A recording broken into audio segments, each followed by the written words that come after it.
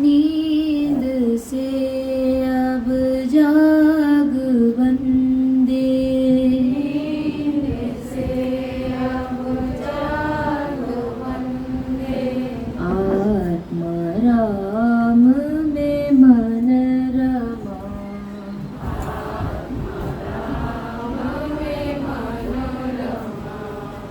सगुण राम से मन हटाकर, सगुण राम से मन हटाकर, निर्गुण राम में मन लगा,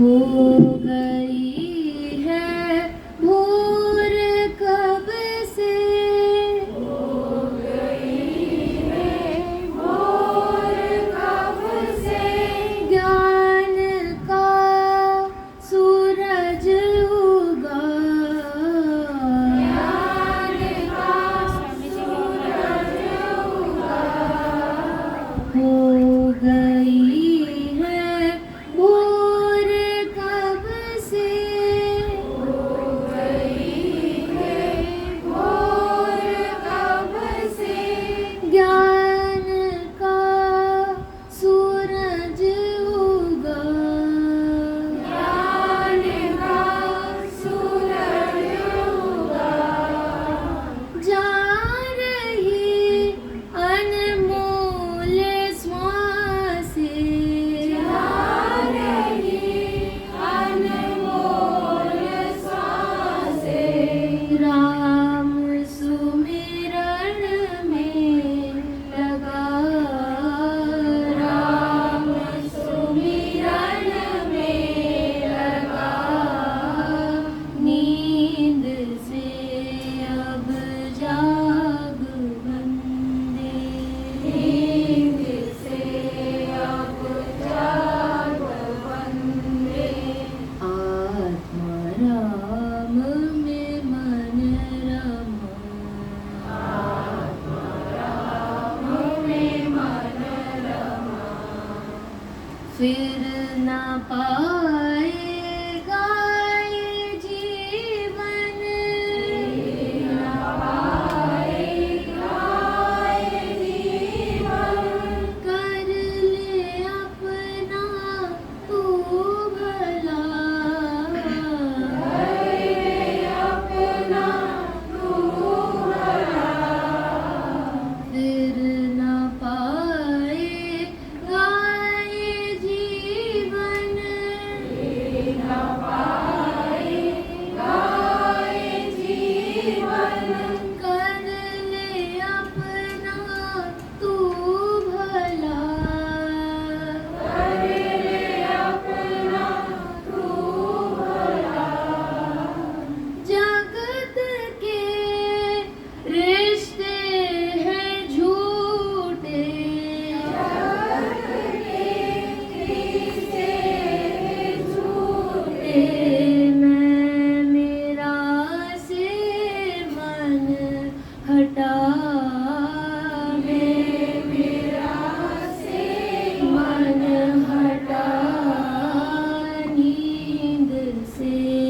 अब जाग बंदे, नींद से अब जाग बंदे, आत्मा राम में मन रमा, आत्मा राम में मन रमा, भेद भक्ति दशरथ करके, भेद भक्ति दशरथ करके, मोक्ष से वंचित रहा, मोक्ष से वंचित रहा, भेद भक्ति दशरथ करके, भेद भक्ति दशरथ करके, मोक्ष से वंचित रहा,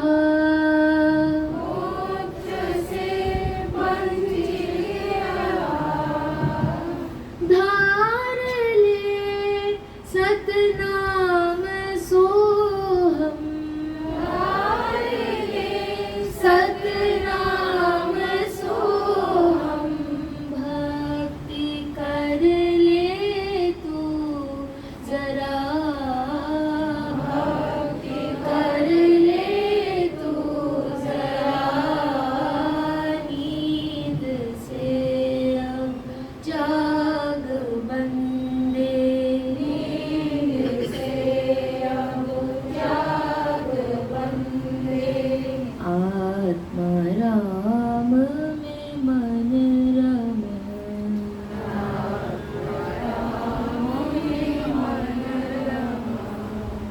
दृश्य रूप में है नहीं वह,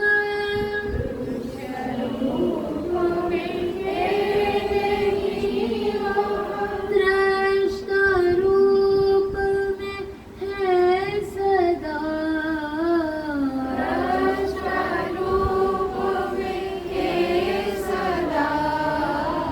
दृश्य रूप में है नहीं वह,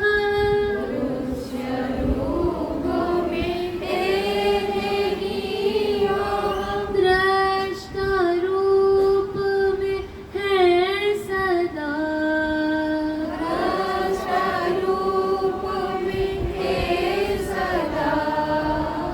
गुरु कृपा से उल्टे कबीरा,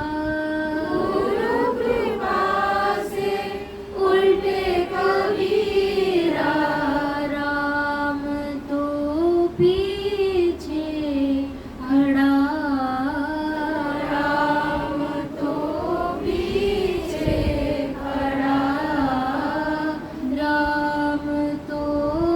भीतर मिला, भीतर मिला, नींद से अब जाग बंदे,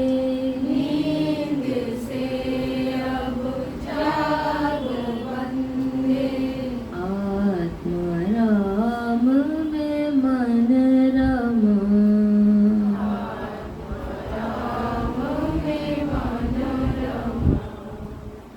सगुण राम से मन हटाकर,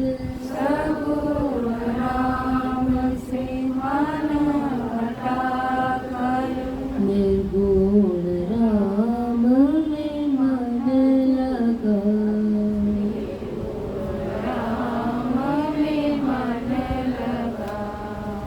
नींद से अब जाग बंदे,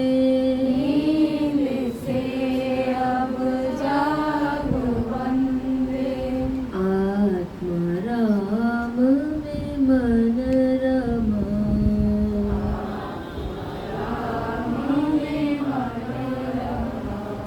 आत्मा राम में मन रमा।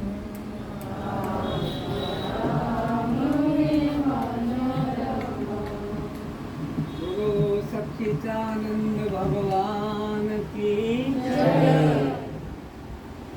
ध्यान पूर्वक सभी लोग सुनिए। आश्चर्य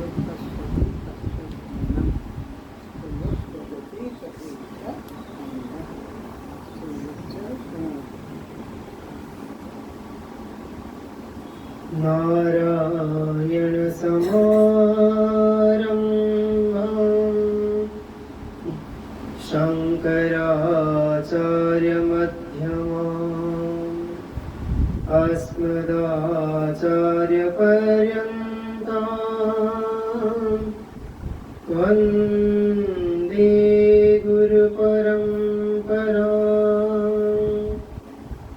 वन्दे गुरुपरम्पराम्,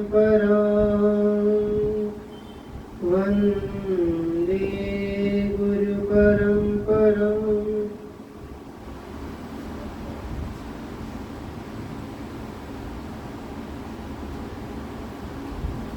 सभी के चरणों में रजनीकांत का प्रणाम।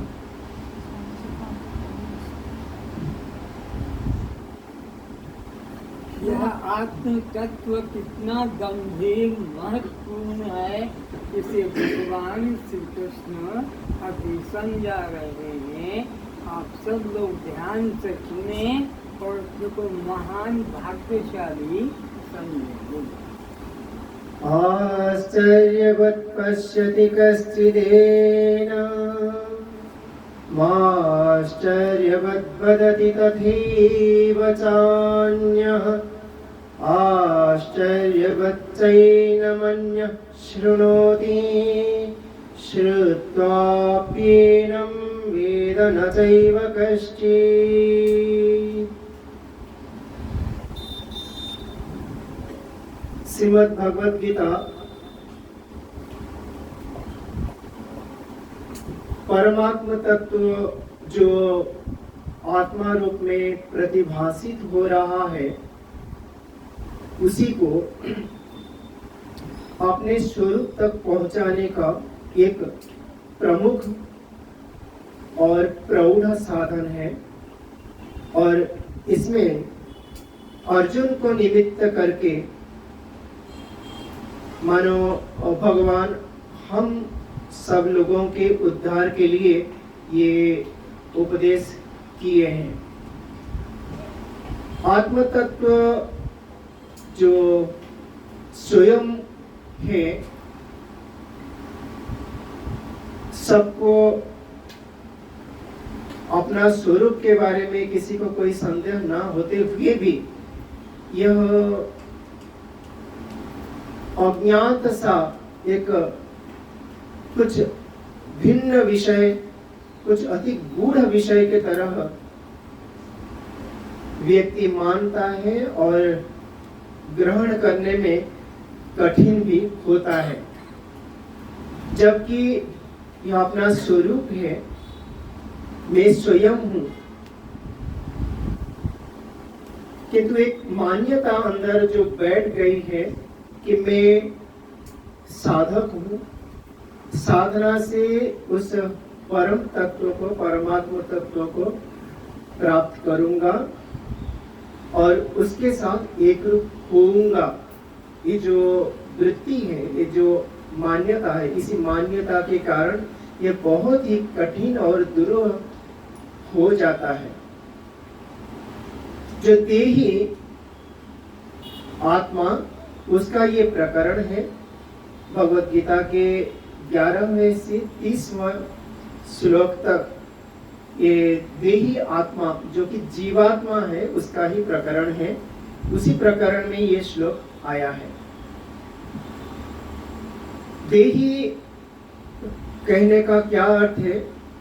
देह अस्य अस्ति इति देही, जिसका देह है, जो मानता है कि मेरा शरीर है, वो देही है। जैसे जो मानता है कि मेरा धन है, उसे क्या कहेंगे? धनी कहेंगे। जैसे जो मानता है कि मेरा सुख है, उसे सुखी कहेंगे। जो मानता है कि मेरा दुख है, उसे दुखी कहेंगे। वैसे ही जो मानता है कि मेरा देह है, उसे देही कहेंगे। पर वास्तविकता ये है कि देह के साथ उस तत्व का कोई संबंध ना पहले था, ना अभी है, ना भविष्य काल में कभी हो सकता है। फिर भी देह को अपना मान के, देह के साथ अपना तादात्म्य करके, देह के साथ अपना दृढ़ संबंध करके अपने आप को देही मान के बैठा है। उसी का ही ये प्रकरण है। जो उसका स्वरूप 11वें श्लोक से विवेचन करते हुए भगवान आए हैं कि अविनाशी है, एक रस है, उसका ना कभी जन्म हुआ है, ना उसका कभी मृत्यु हो सकती है, ना उसके पक्ष में कोई परिवर्तन हम लक्ष्य कर सकते हैं। अपरिवर्तनशील एक रस जो आत्मा निर्विकार है, शुद्ध तत्व है, वह अपने आप को एक विकारी शरीर के साथ जोड़कर विकारग्रस्त मानता है, विकारी मानता है, इसीलिए उसका नाम देही पड़ा है। तो जो देही, जो साधक उपाधि में अभी है, अपने आप को देहधारी मानता है। और देह मिला भी क्योंकि कर्म बस ये देह मिला है, और कर्म को क्षय करके मैं उस परम तत्व जो अज अनादि है, जिससे मेरी उत्पत्ति हुई है, उसके साथ मैं कर्म विपाक को समाप्त करके उसके साथ एकरूप होऊंगा, ये अभिमान उसमें है, इसीलिए उसको देही कहा गया है। तो ये देही जो अविनाशी है, एक है, सर्वव्यापी है, सर्वाधार है, उसके कारण ये सृष्टि देखी जाती है। उसके बारे में आचार्य लोग विस्तार से वर्णन करते हैं। श्रुति स्मृति पुराण इतिहास में उसका विस्तृत वर्णन है और उसी शास्त्रों के आधार पर जो आचार्य लोग उपदेश करते हैं उन उपदेश के आधार से साधक हृदबोध करता है, उसके बारे में ज्ञान को प्राप्त होता है और अपना कल्याण साध लेता है। ये असंख्य प्रमाण है शास्त्रों में। तो उसी तत्वों का जो विवेचन करते समय आचार्य लोग शतमुख होते हैं। कभी कभी तुष्णिम भाव को प्राप्त हो जाते हैं, शांत हो जाते हैं, बोलते बोलते चुप हो जाते हैं और व्याख्यान करना संभव नहीं होता। इसी एक परिस्थिति कभी कभी आ जाती है कि बस मौन व्याख्यान करते हैं और सामने जो साधक है, वरिष्ठ साधक जो तितिक्षा करके बैठा है, मुमुक्षा लेकर बैठा है, वह बिना कुछ व्याख्यान किए भी वो ग्रहण कर लेता है और उसको हृदबोध भी हो जाता है। ये तो विलक्षण साधक की बात है, पर सामान्य साधकों के लिए वाणी से वर्णन करना अनिवार्य हो जाता है, जबकि इस तत्व के बारे में वाणी से वर्णन करना असंभव कहा गया है। यद वाचा नभ्युदितं येन वाग अभ्युद्यते तदेव ब्रह्मत्वं विद्धि नेदं यदिदम् उपासते। केनोपनिषद कहती है कि इसे वाणी से प्रकाश करना संभव नहीं, कि वाणी के अगोचर है, मन वाणी के जो अगोचर है उसको मन में चिंतन करके वाणी में प्रकट करना, वैखरी वाणी में, ये तो असंभव क्रिया है, क्योंकि उस आत्म तत्व को न आज तक कोई प्रकट विवरण दे पाया है, ना कोई विवरण दे सकता है। जिसका विवरण किया जाएगा वो निश्चित रूप से संसार ही होगा। तो संसार जो इदमता रूप में, इदम रूप में प्रतिभाषित होता है, तो उसी वाणी से जिसका हम प्रकाश करते हैं संसार का, उसी वाणी से संसारातीत गुणातीत जो तत्व है उसका विवेचन करना संभव नहीं है। वाणी माइक है, उस माइक वाणी से जो मायातीत परमात्मा तत्व का विवेचन करना असंभव है। तो फिर भी आचार्य लोग उनको उस तत्व को वाणी से प्रकाश करते हैं। श्रुति भी वाणी के आधार से उसका विवेचन की है, पर नेति नेति वाक्य से, यह आत्मा नहीं, यह आत्मा नहीं, यह आत्मा नहीं, इस रूप में 2 बार नेति नेति जो उपदेश की है श्रुति। प्रथम नेति से जो दृश्य प्रपंच है, जो हम देख सकते हैं, इंद्रियों के जो गोचर जो सृष्टि है, वह आत्मा नहीं हो सकता। और द्वितीय नेति से जो इंद्रियातीत तत्व है, जिसके वो हम देखे नहीं, जिसके बारे में हम सुने नहीं, ऐसे जो तत्व है वह आत्मा नहीं है। तो फिर आत्मा क्या है? जिससे ये नहीं नहीं करके सबको हटाने के बाद जो हट नहीं सकता, जो हटाते हटाते स्वयं अवशिष्ट रह जाता है, वह हटाने वाला स्वयं आत्मा ही है और आत्मा अन्य रूप में कभी मिल नहीं सकता। उसी आत्म तत्व को विवेचन करते समय इस श्लोक में भगवान जो प्रकट किए हैं उसे हम देखेंगे। आश्चर्यवत पश्यति कश्चिदेनम, इस आत्म तत्व को कोई आश्चर्य से देखता है। आश्चर्यवत वदति तथैव चान्यः, उस आत्मा को कोई आश्चर्य होकर विवरण कर रहा है। आश्चर्यवत चैनमन्यः शृणोति, सुनने वाला जो सामने बैठा है साधक उपाधि में, वो भी आश्चर्य होकर सुनता है। श्रुत्वाप्येनं वेद न चैव कश्चित्, सुनकर भी कोई इस आत्म तत्व को जान नहीं सकता। अद्भुत है जो आत्म तत्व को हम जान नहीं सकते, भगवान स्वयं बोल रहे हैं, तो उस आत्म तत्व के बारे में सुनकर फायदा क्या है? सुनकर उस आत्म तत्व को जान ही नहीं सकता, कोई भी जान नहीं सकता। तो यहाँ कहने का आशय भगवान का है कि कोई उस आत्म तत्व को विषय रूप में जान नहीं सकता, विषय करके जान नहीं सकता। विषय रूप में जो भी मिलेगा वो आत्म तत्व कभी भी नहीं हो सकता, क्योंकि विषय जो स्वयं से निश्चित रूप से पृथक होना अति आवश्यक है। विषय से विषय अलग होना जरूरी है, पर विषय आत्मा नहीं। जो विषयी है, जिससे विषय ग्रहण किया जाता है, वही वह आत्म तत्व है। तो जो आग्रह करता है कि मैं उसको जानूं, विषय रूप में ग्रहण करूं, वो कभी भी उस आत्म तत्व को ग्रहण नहीं कर सकता और वो असफल रहेगा।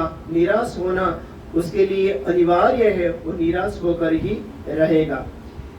तो आश्चर्यवत् पश्यति कश्चिदेनम, जो इंद्रियातीत तत्व है, जैसे इंद्रियातीत श्रुति बताती है और स्पष्ट भाषा में कही है, यच्चक्षुषा न पश्यति येन चक्षुंषि पश्यति तदेव ब्रह्मत्वं विद्धि नेदं यदिदम् उपासते।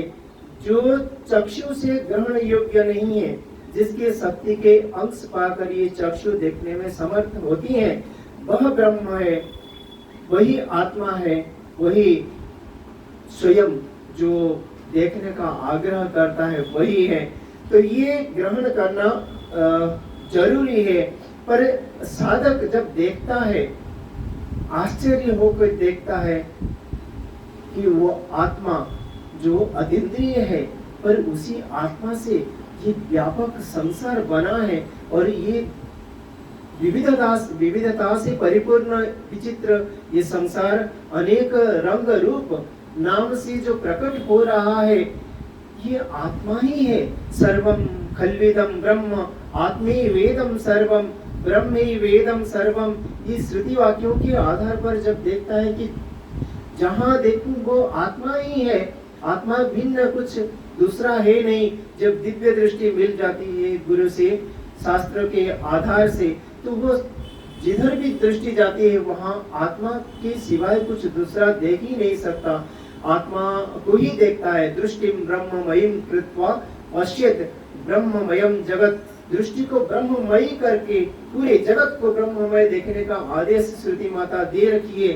तो उस आधार से वो जहाँ भी दृष्टि फिराती है, जिते देखो तित श्याममयी है, जिधर भी नजर जाती है वहाँ मेरे प्रभु वही आत्म तत्व, वही परमात्मा तत्व है, इस रूप में वो देखता है। पर उससे पहले उसकी दृष्टि जैसी थी कि विनाशी, क्षणभंगुर और दावानल के तरह देदीप्य ज्वाला से संयुक्त ये संसार हर वक्त उसे काटने को, जलाने को भागता था। छटपटाता हुआ वो गुरु की शरण में आया था कि जी त्राही माम कह के मुझे शरण में ले लो, मुझे रक्षा करो इस भव सागर से, ये दावानल से मैं जल रहा हूँ, मुझे इससे मुक्त करो। पर वही संसार अभी जहाँ भी दृष्टि जाती है वहाँ आत्म तत्व के सिवाय कुछ दूसरा नहीं, इस रूप में साधक देखता है, आश्चर्य होके देखता है। कभी शत्रु, कभी मित्र, कभी अपना, कभी पराया, इस रूप में दिखने वाला संसार अभी तो एक ही दिखता है, कुछ दूसरा ही है नहीं। जो दिखता है सामने वो एक ही है। पर्दा यह दुई का हटा के जो देखा, सभी एक मैं हूँ, जुदा कुछ नहीं है, एक तत्व के सिवाय कुछ दूसरा है नहीं। इस रूप में आश्चर्य होके देखता है, आंख फटी की फटी रह जाती है, पहले संसार कैसे दिखता है, अब कैसे दिख रहा है तो वही संसार, ये तो वही नाशवान संसार सामने नष्ट हो रहा है, ये दिख तो रहा है, पर उस नाशवान तत्व के बीच एक अविनाशी तत्व है जो सबको धारण किया हुआ रहता है। सूत्रे मणिगणाइव, सबको धारण किया हुआ, मणकों को धारण किया हुआ धागे के तरह सबको धारण किया हुआ एक आत्म तत्व सब में उसे दिख जाता है। तो आश्चर्य हो जाता है वास्तव में कि गुरु ने कैसी ज्योति मुझे दी कि मैं जो कभी संसार को अन्य रूप में देखता था, दुखदाई के रूप में देखता था, विनाशी के रूप में देखता था, वो अभी वही अविनाशी एक अभिन्न परम तत्व के रूप में दिखता है और कुछ उसके सिवाय यहाँ है नहीं। आश्चर्यवत वदति तथैव चान्यः, वाणी से बोला नहीं जा सकता इस आत्म तत्व के बारे में, पर गुरु उसी आत्म तत्व के बारे में वाणी से ही व्यक्त करते हैं। और सुनने वाला श्रोता जो शिष्य उपाधि में है वो भी कर्ण से सुनता है, जो कर्ण गोचर नहीं है, जो श्रुति से ग्रहण नहीं किया जा सकता। ऐसे आत्म तत्व वो श्रवण करके ही बोध करता है साधक।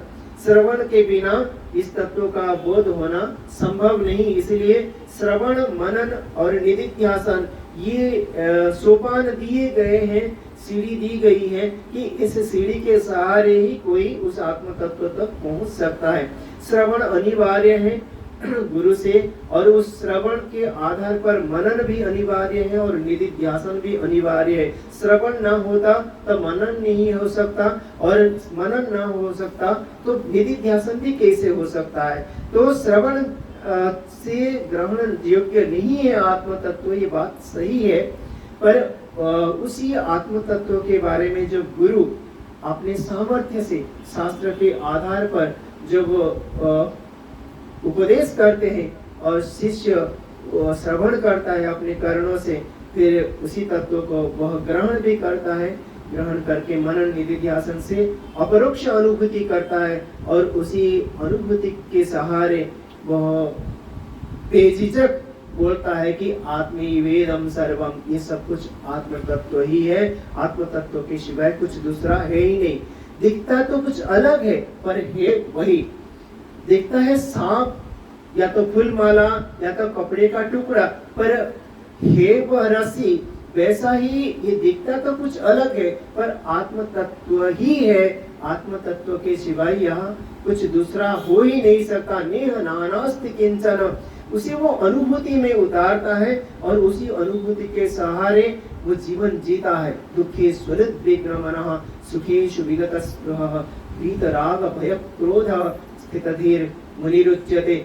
सुख दुख से परे हो जाता है वह, सुख मोह से परे हो जाता है वह। उसे ना सुख हो सकता है ना मोह हो सकता है, क्योंकि तत्व तो एक ही है। जो यहाँ है वही बाहर है। बाहर अंदर एक ही तत्व होने के कारण किससे मोह हो सकता है, किसके कारण शोक हो सकता है, किसके कारण दुख और किसके कारण सुख। अन्य होता सुख दुख का वो कारण बनता, तो अन्य नहीं तो सुख दुख हर्ष शोक मोह का वो कारण दूसरा है नहीं, तो ये कैसे हो सकते हैं मन में विकार। ये मन में विकार उठ ही नहीं सकते। यस्मिन् सर्वाणि भूतान्यात्मन्येवानुपश्यति, सर्वभूतेषु चात्मानं ततो न विजुगुप्सते। ईशावास्योपनिषद कहती है कि जिस काल में यस्मिन् सर्वाणि भूतानि आत्मन्येवानुपश्यति, आत्मा में ही देखता है, सभी प्राणियों को आत्मा में देखता है। सर्वभूतेषु चात्मानं, सभी प्राणियों में अपने को देखता है। ततो न विजुगुप्सते, किसी से घृणा नहीं कर सकता, किसी की निंदा नहीं कर सकता। तो ये राग द्वेष का कारण अन्य को देखने से ही होता है, जो कि कर्म का कारण होता है। जो कर्म होते ही कर्म फल उपलब्ध हो जाता है। कर्म फल भोगने के लिए भोगायतन शरीर की आवश्यकता पड़ती है। शरीर मिले, जन्म हुआ तो फिर जातस्य ही ध्रुवो मृत्यु, और मरा कि ध्रुवम जन्म मृतस्य च। ये सिलसिला फिर शुरू हो जाती है। गुरु के ज्ञान के आधार से शास्त्र के प्रमाणों को लेकर साधक एक दृष्टि करता है, बस दिखता कुछ अलग है, पर अगर कुछ भिन्न दिखे, अलग दिखे, एक क्षण भर के लिए आंख बंद करके गुरु वाक्यों का स्मरण करता है, शास्त्र प्रमाणों का स्मरण करता है, फिर आंख खोल के देखता है कि नहीं, दिखता अलग है।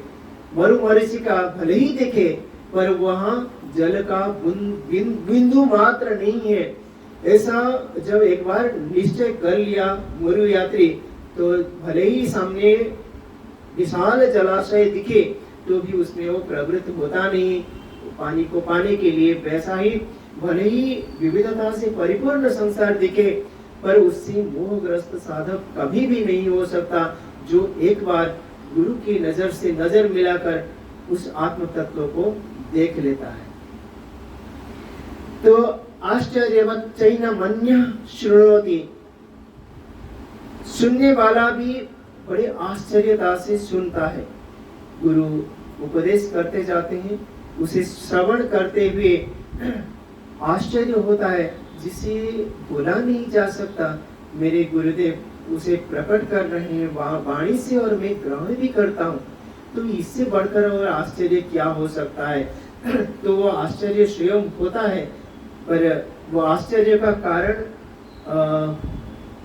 वो आत्म तत्व नहीं, कभी अन्य रूप में जानता था, कहीं और ब्रह्मलोक में कहीं वह परमात्मा हो सकते हैं, कहीं सत्यलोक में, कहीं और कहीं हो सकते हैं। ऐसी जो मान्यता थी वो मान्यता धीरे धीरे समाप्त होती जाती है और स्वयं अंदर आश्चर्य बोध करता है कि वास्तव में कैसी मूढ़ता में मैं था, कैसी मूढ़ता में मैं जी रहा था और वह कैसे है, कैसा मैं समझता था और वो कैसा है। श्रुत्वाप्येनं वेद न चैव कश्चित्, उस आत्म तत्व को सुनकर कोई जान सकता है, अन्यथा हर कोई इसको सुनकर जानना संभव नहीं। सुनकर कोई अपनी मेधा से ग्रहण कर सकता है, प्रवचन कर सकता है, बोल सकता है, ग्रंथ लिख सकता है, पर उस तत्व का अनुभव करना सहज नहीं, बड़ा गंभीर है। जब तक विषय रूप में इस तत्व को पाना कोई आग्रह रखता है, वह कभी भी नहीं पा सकता। जब तक वह अपरोक्ष अनुभव नहीं करता, तो जानता हुआ भी वो नहीं जाना ऐसे जाना जाता है, क्योंकि विषय रूप में ग्रहण किया हुआ वह आत्म तत्व विषय ही बनकर रह जाता है, स्वरूप बोध तक नहीं पहुंच सकता। इसीलिए आत्मबोध में भगवान शंकराचार्य जी बोले हैं, बोधोन्य साधने व्योहि साक्षात मोक्षैक साधनम पाकस्य बन्निवस् ज्ञानम बिना मोक्षो न सिद्ध्यति। जैसे सारे साधन होने पर भी आग न होने से पाक क्रिया नहीं हो सकती, भोजन नहीं बन सकता, वैसे ही सारे साधन है, ज्ञान भरपूर है, मेधा है, सारे शास्त्रों के प्रमाण को संग्रह करके बैठा है, पर बोध नहीं हुआ, अपने में अनुभूति नहीं जगी, अपरोक्ष ज्ञान नहीं हुआ, तो मोक्ष उसके लिए कल्पना मात्र बनकर रह जाएगा, वो मोक्ष को प्राप्त नहीं हो सकता। इसलिए श्रुति कहते कि आचार्यवान पुरुषो वेद, जो आचार्यवान है वह पुरुष इस तत्व को जान सकता है। आचार्यवान शब्द का अर्थ जैसे धनवान होता है, धनमस्य अस्ति इति, धनवान जिसका धन है वो धनवान कहलाता है, वैसे ही जिसका आचार्य है वो आचार्यवान कहलाता है। आचार्यवान मतलब जैसे धनवान धन को अपने बस में कर सकता है, अपने बस में किया है, उसे धनवान कहते हैं। वैसे ही आचार्य को जिसने अपने बस में किया है वही इस तत्व को जान सकता है। आचार्य को वश में करना ये तो असंभव क्रिया है, गुरु को अपने वश में करना संभव नहीं है, पर यही शर्त है, जो जिसने गुरु को आचार्य को अपने वश में किया है वही इस तत्व को जान सकता है। कैसे? एक बार छांदोग्य उपनिषद पढ़ाते समय आचार्य जो पढ़ाते थे हमें बोले कि शिष्य तो ऐसा होना चाहिए, सामने दिख जाए तो आचार्य के मन में ये भाव पैदा हो कि इसका तो कैसे भी करके कल्याण होना चाहिए। शिष्य सामने आ जाए तो गुरु के मन में ये भाव प्रकट हो कि इसका तो कैसे भी करके कल्याण होना चाहिए। तो ये जगह शिष्य स्वयं बनाता है। कैसे? धन से नहीं, अपने प्रभाव से नहीं, अपने प्रतिपत्ति से नहीं, सेवा भाव से और प्रपन्नता से, शरणागति से ये जगह स्वयं गुरु के मन में शिष्य बनाता है। इसलिए शर्त यही है, तद्विधि प्रणिपातेन परिप्रश्नेन सेवया उपदेक्षन्ति ते ज्ञानम ज्ञानिनः तत्त्वदर्शिनः। उस तत्व को जानने के लिए गुरु के शरण में जाना चाहिए और दंडवत प्रणाम करना चाहिए, सेवा से संतुष्ट करना चाहिए और अपनी जिज्ञासा भी होनी चाहिए। प्रश्न पूछे और उत्तर गुरु से ले, तो फिर उस तत्व को बोध करके अपना कल्याण कर सकता है। तो आचार्यवान पुरुषो वेद, ये जो शर्त दिया है श्रुति माता ने, उसी शर्त को जब पूरा करेगा वही इस तत्व को ग्रहण कर सकता है, अन्यथा संभव नहीं। भले ही बुद्धि से ग्रहण कर जाए पर मेधा से ये आत्म तत्व गृहित होने वाला नहीं। न मेधया न बहुधा श्रुतेन, अनेक आचार्यों से सुनने पर भी ये ग्रहण नहीं होता। मेधा से शास्त्रों को रट लेने के बाद भी ये ग्रहण नहीं होता, प्रपन्नता से ही ये ग्रहण होता है। और जब समर्थ आचार्य इस तत्व का उपदेश करते हैं और प्रपन्न जो शरणागत शिष्य है, जिसने झुकना सीखा है, वही इस तत्व को ग्रहण कर सकता है। मान लीजिए किसी कोई बोझा लेकर सर में खड़ा है, टोकरी में कुछ सामान है, उससे हम बोझा उतारना चाहते हैं तो हमें उसके सामने झुकना पड़ेगा अपने सर में उसके बोझा को लेने के लिए। वैसे ही गुरु के पास जो ज्ञान है उसे ग्रहण करने के लिए हमें झुकने की आवश्यकता है, तभी ये ज्ञान हमारे झोली में आ सकता है, अन्यथा ये संभव नहीं। तो ये आत्म तत्व भले ही स्वरूप है, पर इस तत्व को विषय रूप में ग्रहण नहीं किया जा सकता। इसलिए भगवान स्वयं अपनी वाणी से कहें कि इसे समझने वाला आश्चर्य से समझता है, बताने वाला आश्चर्य से बताता है। तो वस्तुतः आश्चर्य विषय है, पर यह अपना स्वरूप है। जितना कठिन मालूम पड़ता है शरणागति से, उतना सहज है, अपना स्वरूप है। अपने आप को समझने के लिए कोई दूसरे साधन की आवश्यकता नहीं है, बस एक बार शरणागति की आवश्यकता है, उसी से ये बन जाएगा। आज इतना ही। ओम।